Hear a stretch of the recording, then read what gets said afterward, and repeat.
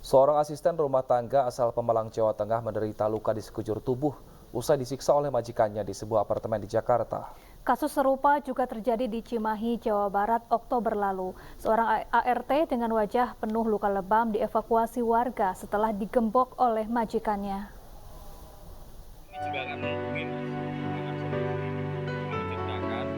Siti Khotimah, warga desa Kebanggang, Kecamatan Boga, Pemalang, Jawa Tengah, menderita luka parah di sekujur tubuh usai disiksa majikannya di Jakarta.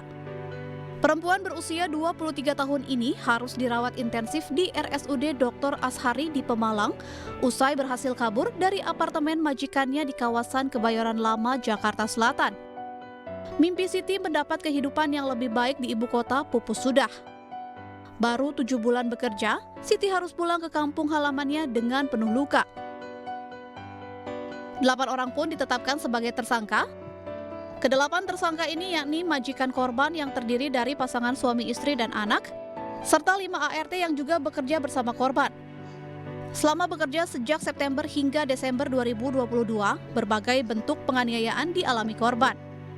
Mulai dari dipukul, dirantai, lalu dimasukkan ke kandang hewan, disiram air panas hingga dipaksa makan kotoran hewan. Di bulan Juli 2022, ini korban ketahuan oleh saudari MK menggunakan celana dalam miliknya. Sehingga saudari MK ini marah besar.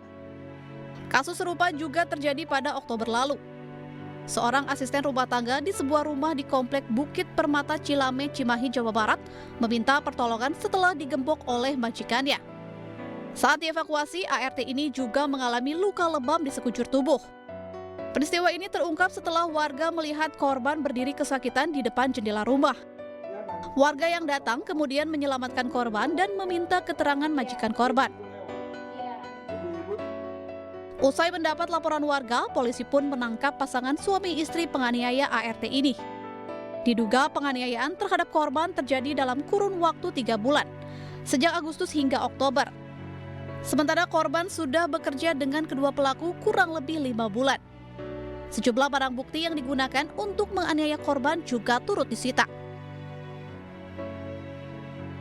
Atas perbuatannya, kedua pelaku dijerat dengan Undang-Undang KDRT dengan ancaman hukuman maksimal 10 tahun penjara.